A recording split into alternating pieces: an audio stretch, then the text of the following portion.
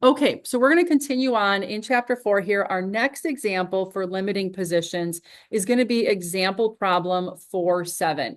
So 4.7 is a water nozzle in an automatic car wash. We want to determine the limiting positions of the mechanism that places the nozzle at its extreme positions.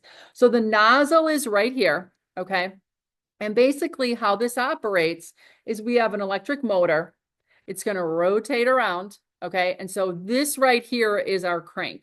The crank is going to rotate 360 degrees around, and it's connected to the nozzle here. The nozzle is connected, or it rotates about a fixed center back over here.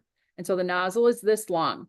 Now, what that means is that this nozzle is going to oscillate up and down, okay? And so since it's in a car wash, hopefully that sweep or that throw that it goes through is going to be enough to get water, where it needs to go on the vehicles that are going to pass through, okay? So what we're going to do is we're going to figure out where is its furthest up position and where is its furthest down position, and we're going to measure that angle, or what we call the throw, between the highest and the lowest position.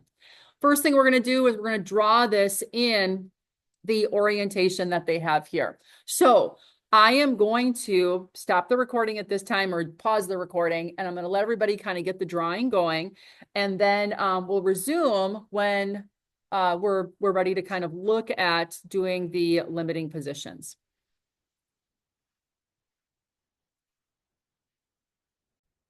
Okay, so I have my diagram in the random position that we have here. They didn't give us an angle for link number 2, so I just put mine at a 45-degree angle, which looked to be about proportional to what they have in the book. This is one of those intermittent positions between the extreme positions, which we're going to be adding in just a bit. I did add the dimensions in here for no other reason than a quick double check before I move on, just to ensure that the setup is correct, okay? And mine is. So I am just going to turn off my, I have to change my layer to something different, and then I'm going to go to the notes and simply turn them off so that they're in the background. You could individually, oh shoots, no, I can't do that because I have them all on the labels as well. So I guess I'm going to have to individually delete these so that they don't go away with, I want my labels there as well. Okay, so now I'm ready to do my first extreme position. So the first one that I'm going to do is I am going to, if we look in here, I want to position this so that, and I like down here at the bottom of this page, they've got the equations for us. So the first one we're going to do is we're going to do the furthest down position. So that radius is going to be adding the length of link number 2 and the length of link number 3. We're going to then create a circle with that radius where it's going to intersect with the endpoint of link number 4, okay? So we're going to go back to AutoCAD. And the length of link number 2 was 0.75, and the length of link number 3 was 2 inches. So that means that the radius from point A, or the center of rotation of link number 2, it's going to be 2.75. So this radius is going to be 2.75 from A, okay? So that would be link number 2 and link number 3 in line with one another, okay? And they would be like all the way in line, something about like that. Now, what we want to do then is we know that C is going to be along that line somewhere, right? So it is only going to move on a radius that has a fixed center about D. So we're going to go to our circle center radius from the center here. And that same length of link number 4 is also 2 inches, okay? So we're just going to put in 2. So that means right here, this point where these two circles intersect with one another, that's going to be our new C prime. So I'm going to change my layer to object 2. I'm going to draw a line straight from A all the way down to that new location. And that new location is going to be my C prime, okay? So I'm going to copy my C. down to this new location, and I'm going to rename it C prime. Okay. I'm also going to mark off where that point, that new point B is, which is going to be my B prime. So I'm going to go back to my 0 layer, circle center radius, and this is going to be 0.75 radius. So right here in the cross hatching is where B is going to be, which means, you know, I'm going to do a quick rotate of this to be 90 degrees from where it's at. I'll move A in a little bit, but then I can copy the center of this to the center right there, that intersection. And then my B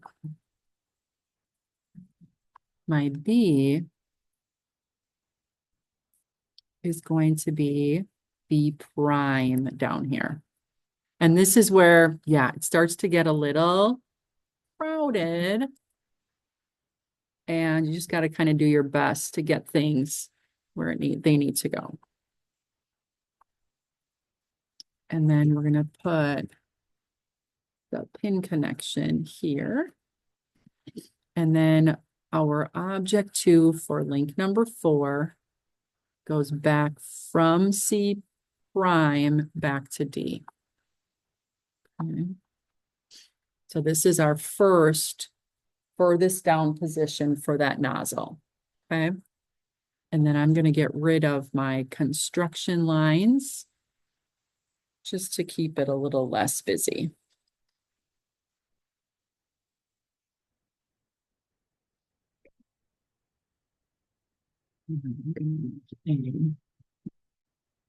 Scooch it in right here. I think I can. There we go.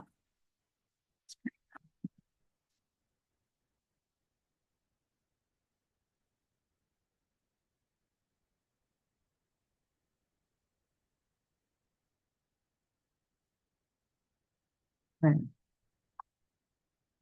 So that's its furthest down position. Now the next position we're going to do is the furthest up position. And we're going to use that very same equation. We're going to notice that we did for example 4-6.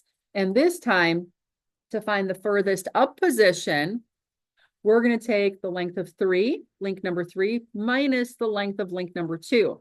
So going back up here, link number 3 was 2 inches minus 0.75. That means my radius is going to be what? 1.25, right? So this time from A, I'm going to switch this back to my 0 layer for construction. My circle center radius is going to be, center, I am, 1.25.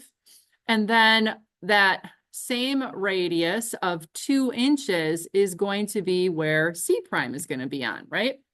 So now where these two circles intersect, okay, these two circles intersect, it's this circle and this circle. So this point right here is going to be my C prime prime. So I'm going to copy this point and my C, and I'm going to go from here to there, right?